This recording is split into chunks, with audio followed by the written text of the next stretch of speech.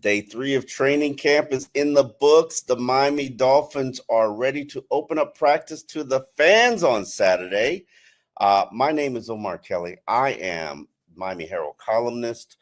Joining me is Isaiah Smalls, the Miami Herald's Dolphins beat writer, and we are here to tell you what you missed at training camp today. One thing I can tell you is you didn't see any touchdowns. You didn't see any interceptions because we've gone 3 days, no touchdowns, no interceptions. Yeah. But it's been, I don't know if I'm able to say a defense-dominated training camp so far, even though the defense is usually ahead of the offense. And I would say the defense. I think you could say it's been a slight domination, slight. I was looking at our notes today, and I'm like, okay, 2-yard gain, 2-yard gain, 2-yard gain, backfield stop, backfield stop, backfield stop, backfield stop. So, I mean, it looks a little bit like it. And to, put a minor asterisk on what you said about 0 touchdowns, there have been 0 offensive touchdowns. But I am a firm believer that yesterday, that scoop and score from Cam Smith would have counted. He was untouched. There was virtually nobody there. I'm gonna give credit where credit's due. Okay, all right, cool. Interesting that you bring up Cam Smith because my column in the Miami Herald for today addresses the cornerback. Now, obviously, I think that that's probably the area where there is the most concern from the fan base, from media perspective, because most of us needed something more. They needed some veterans. Well, the Dolphins, after they lost Artie Burns, they did add a veteran. His name is Cornell Armstrong. He just so happens to be a former Dolphin 6th-round pick. Hasn't played in the NFL in 2 years. So that's not exactly the veteran that most people wanted. But I will say this, and I wrote this in the column. They haven't been that bad. They have not been roasted. Tyreek has not gone off. And if there's anything that that's a calling card of Miami Dolphins training camp, it's deep bombs to Tyreek, which we haven't seen.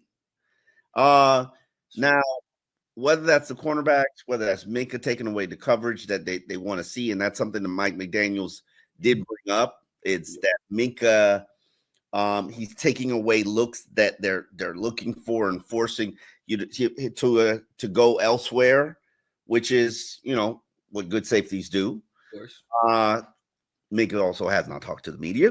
Continue on. We're on day 26 of Minkah's silence since being traded to the Miami Dolphins. I'm fine. I'm over it. I don't think he has a choice whether or not he wants to be here or not. What is the silence about? Isaiah, you tell me. I don't know.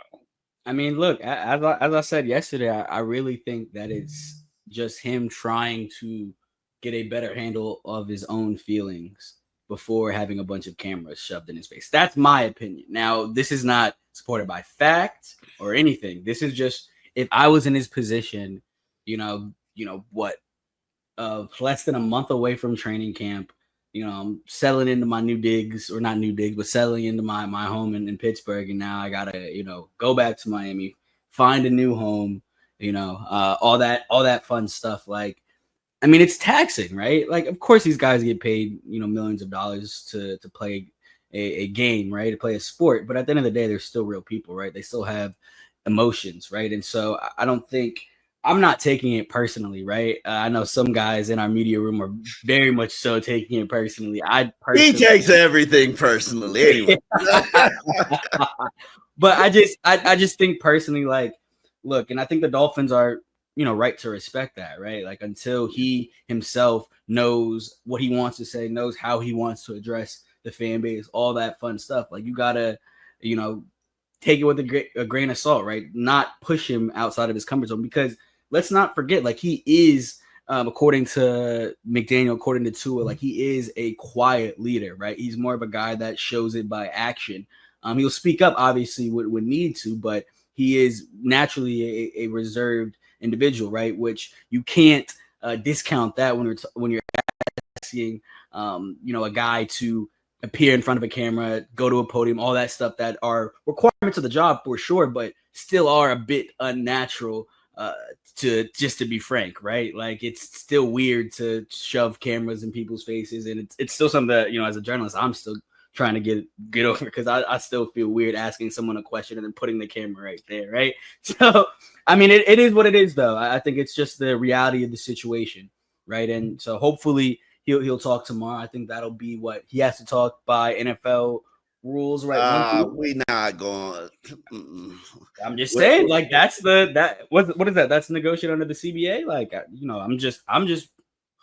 It we'll see. I would not wait for, supposedly according to the CBA rules, everybody's required to talk every week. I'm not holding him to that. I'm sure we'll get to that point eventually. I'm not trying to make any enemies, trying to get them subjected to fines. Of course not. Minkah will talk when he's ready to talk, and maybe he's hoping we just lose interest. That's not going to happen. I think he's made it worse. Oh, he's made it 110% worse, but I don't think he necessarily realizes that, though, because I mean, nowadays with these players, right? And just speaking, from my own, experience and being, in their age range, like they believe that, social media is their tool to push out any messages, right? So if he had something to say that he himself wanted to say, like it would be out there already, right? And so maybe, like I said, he's still trying to figure out the emotions, all that fun stuff. And when it's time, it'll happen, right? It'll happen. Yeah. You guys, the fans, y'all be the first to know. Trust us. Trust us. What do you think about what's going on with the cornerbacks? Yeah. Are they doing well? It's a really tricky situation. I'm happy that you addressed this in your column, because to your point, there hasn't been any huge plays on the offensive side of the ball. But on the flip side of that, there hasn't been any turnovers that the cornerbacks have created, right? And granted, last year wasn't necessarily a turnover-prone group, right? But that was one of the things that we thought, as the media, that they were going to address, right? And so to this end, they haven't done that yet. Look, Storm Duck got his hands on a few balls today. It was pretty impressive. He had a few PBUs, which was cool. They haven't been terrible, right? They haven't. But at the same time, I'm waiting for the other shoe to drop, right? Because, and maybe it's just simply because of the unproven nature of that room, right? I think we talked about it the other day, right? We talked about it earlier today. I think they said it was mostly undrafted guys. Seven undrafted guys. A first round pick in Artie Burns, who's now on IR, and a 6th round pick. Right, that was where no, Kendall Sherfield's a 4th round pick. A 4th round pick, yes. You got Cam Smith, who is a 2nd round pick. Yes, of course. And then Jason Marshall Jr., who is a 5th round pick. 5th round pick. Okay, so yeah, that is to me just and Cornell Armstrong, who's now of course a 6th round pick. So look, I personally, if I was a Dolphins fan, I would not feel comfortable entering in this season with that cornerback room. It's just, it's one big question mark, right? And of course we haven't seen, huge leaks, but I'm waiting for it. And maybe it doesn't happen. Maybe I don't think we'll truly know until that first joint practice against the Bears. I think that's when we'll fully understand, or hopefully Tuesday once the pads come on. I think those are the two moments that I'm looking forward to in terms of truly being able to gauge the cornerbacks right now. Because look, to your point, got to give credit where credit's due. They haven't looked as bad as I thought they would, personally. I would say the offensive line looks worse. Honestly, maybe that's a strength. Maybe that's because your defensive line might be a strength of your team. We had a lot of opportunity to get to know some of the players from Jalen Phillips, who talked, and I found it very interesting. I'm surprised that nobody really harped on this, because I never knew. I've only covered the NFL for now 18 years, covered football for, good God, 26 years. And Jalen Phillips was the first person to ever say that an Achilles injury is harder to come back from than an ACL. He said that before, though. Has he?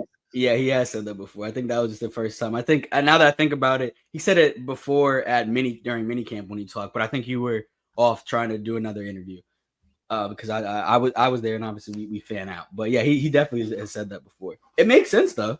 It does considering how much weight you put on that Achilles, right?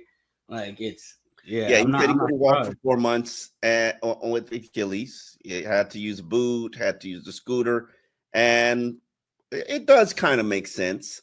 And with the ACL, he said I could get around, on my own. But I find it I'm not surprised because I've always said this.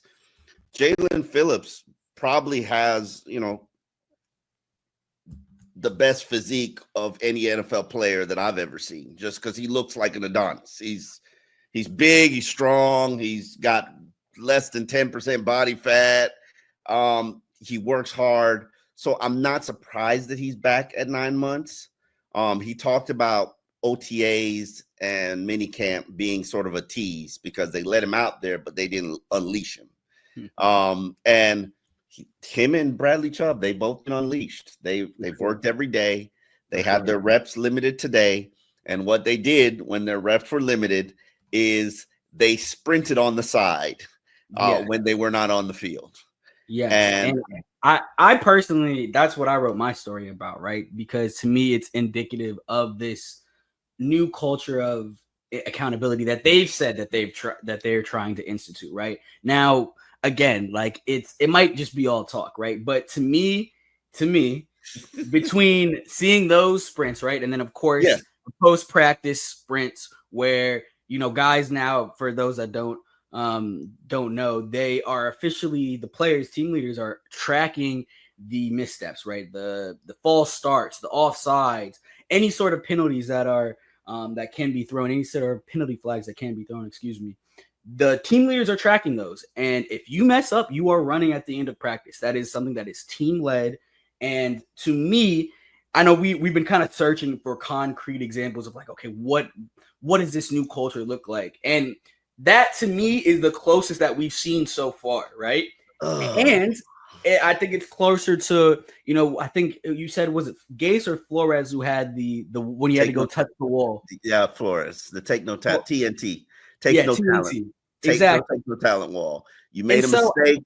If you made a mistake in practice, you had to leave practice, leave that drill, go run across the field and touch the TNT wall and then come back. And in that time that it takes you to go touch the wall, you've been replaced by somebody else.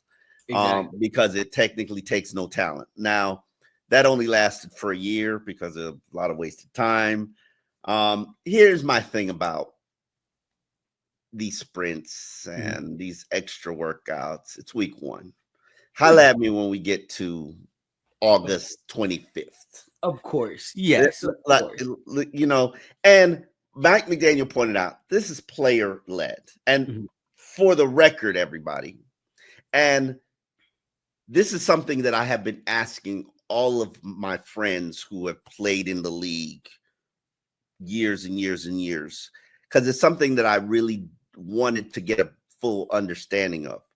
The question that I've asked them, I just asked Pat Man Jones this: who sets the culture of a team? Is it the coach or is it the players? And it's pretty much, I asked Shannon Crowd, it's pretty much unanimous. It's players set the culture of the team. Okay. Coaches have nothing to do with the culture of the team. Okay. It's the locker room polices itself. The coaches do not police the locker room. And so, everybody who's like, oh, Mike McDaniel's this softy, or Mike McDaniel's, this soft guy, or Mike McDaniel's runs a loosey-goosey ship. I have asked, and pretty much everybody said coaches have nothing to do with the team culture. And Mike McDaniel has even said this: culture is created by the players, and Mike McDaniel is a player empowerment coach. He's not going to stray from that. This locker room, this team is led by his players. It's led by his leadership council. And the leader, even Zach Sealer said, he's working primarily because he needs to show the young people the way. So, how long will this run and last? I'm curious to see. I'm not saying that they're frauds. I'm not saying that they're only doing it because we're looking and watching. Will it make a difference? I don't know, because I personally think the culture of your team, the makeup of your team, we learn that when you get punched in the face. Of course. Yeah. And nobody's punching them in the face right now. Yeah, so. Of course. I mean, look, but that's why I'm saying I have that, what is that, August 10th? No, 10th, 9th is going to be the joint practice, right? Whenever that joint practice is against the Bears, that's what I'm looking for. I'm actually not going to point to that one, because I think that's a new team that's still trying to figure out their identity, right? Obviously, new head coach. I'm looking next week towards Detroit, because that is a team that plays hard. Yeah. And when they will get punched in the mouth that week. And when that happens, I want to see how they respond personally, because that's like I said, Dan Campbell, he knows how to get them boys going. So that's what I'm going to be looking forward to. Interesting. That's a very good point. And I know both coaches, and I know Dan, and Dan is intense. So his team is intense. Exactly. I famous story. Dan Campbell's first day of training camp practice. First day of he became the interim coach of the Miami Dolphins. The first drill was the Oklahoma drill, which yes, that was stretching to Oklahoma drill. Oklahoma, yeah. Oh, that's crazy. Yeah, that's Dan. And what week of the season was this? Was it? He coached they fired it mid-season. Which coach was that? So that was mid-season. No, it's week 6. Week 6. I mean, that's still, you're still in the thick of it right there. Like that's rough. That's the culture that he wants to create, and the tone and the tempo. Oklahoma drill, baby. I feel that. I don't think I challenge Mike McDaniel. I challenge you to do an Oklahoma drill. First day of pads. You're funny. Yeah. Challenge. No. Yeah. But think about it. Mike knows the reputation of his team. Of course. He knows everybody says his team's soft, finesse. They know their reputation. They fight against it. They get offended, but who likes being called soft? No one does. Especially when you play in a league that's so much wrapped into like masculinity and all that. Yeah. You're not gonna, being called soft is not gonna fly. Sure. Absolutely not at all. So, maybe the Dolphins need a little bit of Oklahoma drill. Like, I'm just saying. I'm not mad at it. Like, that's why I laughed so hard, because 1, you're right, they do need it. 2, it's not gonna happen. So like, that's why I laughed that hard, because I can't imagine that happening. But look, stranger things have happened. Like a Tyreek versus Storm Duck.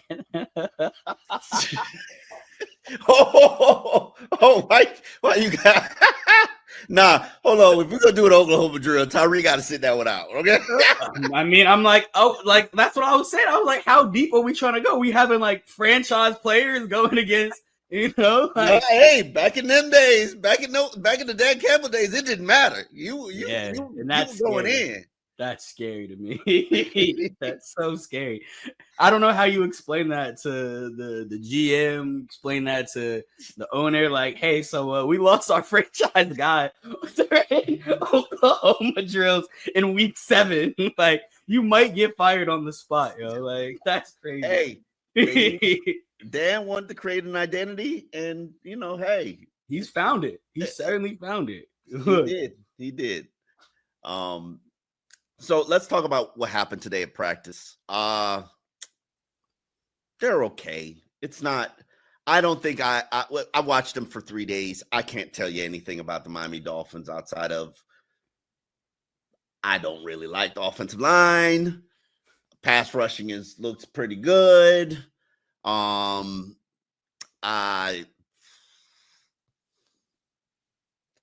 Tua. Yeah, I like the front seven in general. I mean, the linebackers made a few more plays today too in both units, right? You had the guys that are projected starters. I don't think I'm violating any rules by saying Jordan Brooks is going to be a starter, right? Him making plays, but then also the guys behind him making plays as well.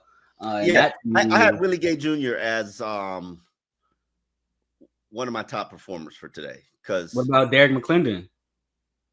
Oh, I did have him as one of my top. I was about to say, like that to me. If we're picking out a linebacker who had the most impressive day, I gotta go Derek McClendon. He had what a sack and a fumble recovery, I believe. That to me, that's a good day. I put him in there. He was in there. Good day. I know. I'm just saying. We can't even read it. You know what? Let me say what I want to say about Willie Gay Jr. And I've noticed this from OTAs. Mm-hmm. He's always around the ball. He's a playmaker. Yeah. This is a guy who started 55 NFL games. Watching him reminds me a lot of Anthony Walker Jr., where I was like, this guy is a lot better than a backup. Like if you were to ask me who is the backup that has the best chance to become a starter, my answer would be Willie Gay Jr. Wow. Yeah. And you can also, to kind of add value to that, you can also see the energy with which he plays with, right? McDaniel, I mean, we've seen it throughout OTAs. He's like a ball of energy. He's always hopping out, up and down. He's, got a smile on his face. And then, I believe it was McDaniel who said yesterday, either today or earlier today or earlier in this week, excuse me, that Willie Gay Jr. is one of those like energy guys, right? That has been just really, really helping the team in terms of just bringing the energy to practice, right? We're in the dog days of summer, right? It's not quite the midway point through training camp, but look, it's hot. They start stuff early. Like you need those guys that are walking balls of energy that just bring life to the team, right? And Willie Gay Jr. certainly appears to be one of those guys. So look, that's a more power to Chris Greer on that signing for sure. Oh, it was veteran minimum. Like, come on. But as Willie Gay Jr. said, nobody else offered me a deal. Like, I was like, I got to take it. And he looks like he's happy to work too. For sure. I brought up in my observation, my stock up was Mr. Quinn Ewers. Hey, look, I'm not going to say I told you so, but I said it earlier in the week that this man, it looks better. I don't know what it is. I'm just noticing a lot less interceptions. And then you tell me what happened today, because I feel like I'm the only one waving that flag. I was waving that flag, from flag. What you trying to say? He should be the number 2? I did not say all that. Hold on, but what flag are you waving? What flag are you waving? I'm waving the improvement flag because I was kind of worried during OTAs and like I was worried watching him because it didn't look like he understood anything. It was like they would do a lot of there was a lot of Tua coming over, be like, okay, it's this. There was a lot of interceptions. Like it was, man, the defense was feasting off of him, but he looked great today. I'm gonna be honest, he looked great. I don't know about great. Let's calm down a little bit. He looked great. He had 2 back-to-back at the end of the drill. He had 2 back-to-back passes that were over 20 yards. Here's my thing about that. And I respect Mike, and I've been with Mike long enough. I know how he always wants to finish practice on a positive note for the offense, obviously. Mm-hmm. But I would have loved to have seen what happened if they continued that drill. Because the second catch to Tanner Conner, practice ended. It's like, okay, if I just threw 2 20-yard passes, I would like to continue to go. Mm-hmm. And see what happens. Yeah. But, props to Quinn Ewers for getting my stock up today. Ollie Gordon II got my stock down because he put the ball on the ground. Of course. So, interceptions and fumbles, turnovers are the main indicator of whether or not, to me, a team is going to win or lose a game. So, those who deliver it and those who produce it, you're always going to get stock up or stock down. So, other observations, I would say Nick Westbrook-Akine caught a ball. Well, congratulations. Welcome to training camp. Let me see. Tight ends. I saw a lot of Hayden Rucci getting more active, more involved. This is his second year in training camp with the Dolphins. And I would hate to say he jumped ahead of a tight end. But then I saw a lot of Tanner Connor working with other units, which was like, was there a movement there on the depth chart? Offensive line wise, I don't like the backups at all. And I think it impacts everybody's work. It impacts how Zach Wilson performs. It impacts how the offensive linemen perform. Impacts how the running backs perform. I'm not necessarily certain I can name you a good backup offensive lineman.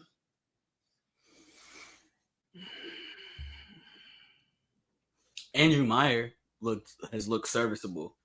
Okay. He looks serviceable, but he's a starter right now because yeah. Well, look, I'm thinking. He hasn't. We haven't had any issues. That's real. I'm thinking of September. But I mean, look, Isaiah Wynn's a phone call away, man. I just don't see it getting better. Larry Broom, Ryan Hayes, Jackson Carman, Keon Smith, Braden Daniels, Daniel Brunskill.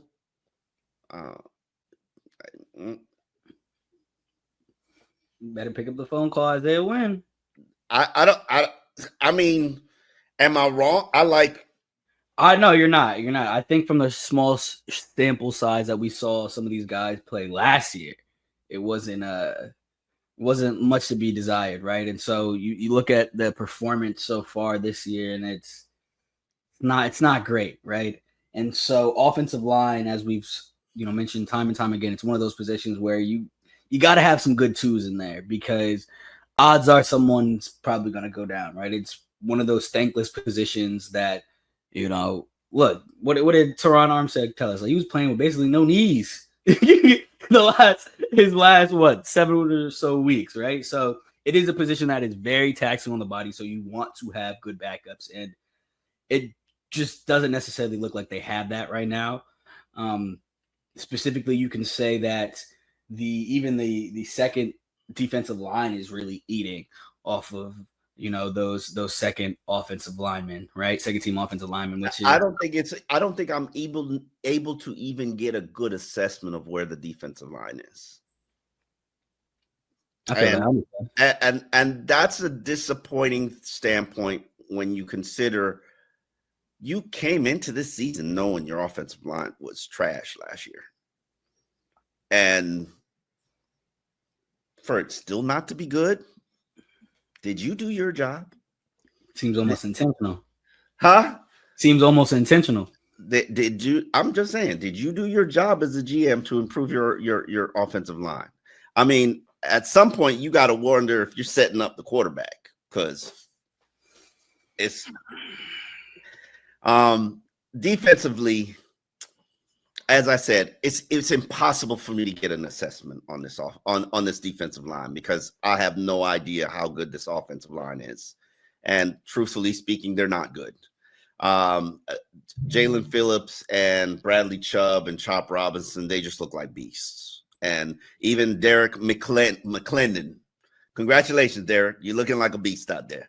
Grayson Murphy, you're looking like a beast out there. For sure. Why? For sure. Why? Because your offensive line is really, really mediocre.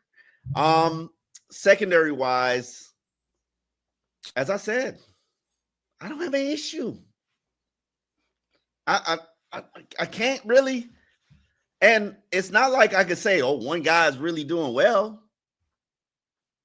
It's everybody's okay. Everybody's doing their job. No, that's Now, real. I think. Go ahead. They don't have any turnovers, but I can't sit here. Let me put it this way. There are no Noah Igbenogany's in the secondary. And for those who have followed my work and know, Noah used to get picked on every damn day of training camp. If Tua saw Noah on the field, Tua was like, I'm going over there. Mm-hmm. And it got to the point where Skyler was like, oh, Noah's on the field, I'm going over there. There's nobody that you can really pick on and say that's a weak link. I can't tell you who's a weak link. How much of that do you think is the pass rush really getting home, though? Because more often than not, right, Tua hasn't necessarily had a clean pocket. Okay. That's fair. So, and remember, like, that is one of the things that I think they're banking on, right? Like, I really think that they're betting heavily on this pass rush to say, look, right, you know, they can't stop us. And so we got y'all boys back there because they can't stop us. And, you know, just hearing the way Jalen Phillips and Chubb talk about it, right? You know, Jalen said today, like, we're the big dogs, right? That's why they're doing those sprints over there too, because it's showing like, look, that's the standard. This is the standard that we're setting. We are the team leaders. I think he called himself the edge rusher unit, the edge rusher room, the engine of this team, specifically of that defense as well. So and so this is a question. I'm just wondering how much of that you make a very valid point because I'm thinking about it now. It's not like Tua's got all day. I haven't seen a deep pass from Tua all training camp. No. He's gotten like a few 20-yarders here and there to like waddle, right? Yeah. But it's nothing 30, 40, 50. Definitely not at all. Now, maybe that's because he doesn't have time to throw it. I don't know. I can honestly tell you, I don't know. I don't know the answer. I really, truly don't know the answer. It's a combination of things, but I can tell you the cornerbacks look fine. They're all right. They you know, if Kendall Fuller, it could have been Kendall Fuller out there. It looks okay. So we'll see how long this lasts. On that note, we've got training camp tomorrow. What time is tomorrow start? 9:05. We got the fans there tomorrow too. Yeah. Fans, and keep in mind, you know, I have not been too hot out there. Is it the Big A fans? It is the Big A fans, man. Shout out Big A fans. Maybe come through with a little bit of. We probably should say their names in order to get the sponsorship. But that is the name. That is on the fans. It says Big Butt Cheek Fans. It is true.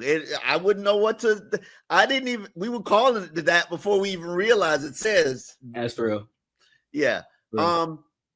They turned the fan on top of us, and it's always been breezy. It's always been cool. So I'm curious to see if the fans feel the result of the Big A fans. It's always hot out there, but you know, there's also something new about fans get to nominate other fans. Oh, yes. Yeah. Before we wrap up, basically it's a Orange Jersey Fan Day situation, right? As you guys, I'm sure know, Orange Jersey, when given to a player, is meant to denote the standout from the previous practice, right? And one of the perks is you get to, you know, control the music among many other things, right? Today was Cater Kohu, right? An okay playlist by my standards. Right? I was wondering what you. Hold on, let me get your review on the Cater Kohu playlist.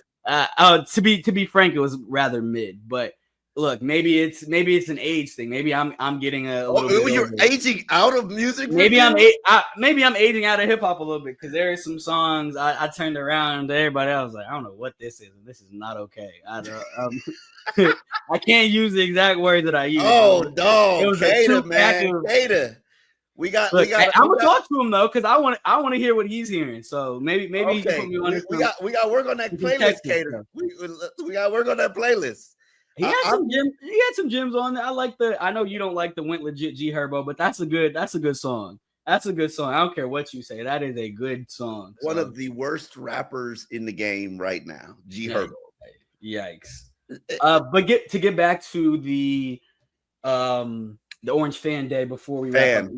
Let me just read out what some of the stuff that the Dolphins sent to us. Okay, so one deserving fan will be selected as the Orange Jersey Fan of the Day at all Dolphins training camp practices that are open to the public.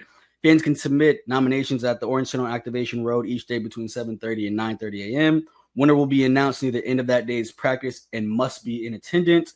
The winner will receive an authentic Orange practice jersey signed by that day's Orange jersey player and this is where it gets interesting, an exclusive experience at the Dolphins preseason game against the Jacksonville Jaguars on August 23rd, right? So hold on. We're getting 13 because there are 13 open practices, so there are going to be 13 Orange jersey 13 of fans. Them. I guess so. I am actually going to nominate a gentleman because I know I'm not going to name him because I know Pete from Channel 7 is looking for him. Tommy from Hialeah. Tommy provides the what the fans want. They want to see the big play, and Tommy produces that illegal footage. So I'm gonna nominate. I don't want him to get in trouble, but we got to talk offline about that because I'm trying to figure out what you even talking about. You'll see video from Tommy from Hialeah, and he got that illegal currency. But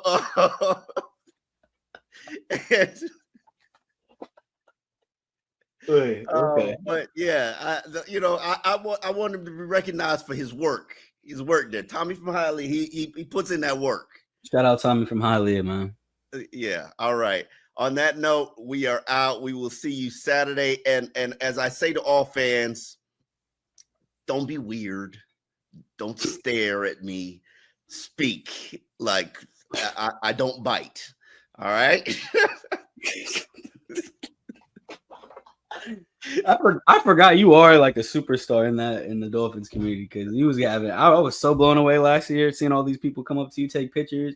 Can I have your autograph one more? No, I don't do autographs, but I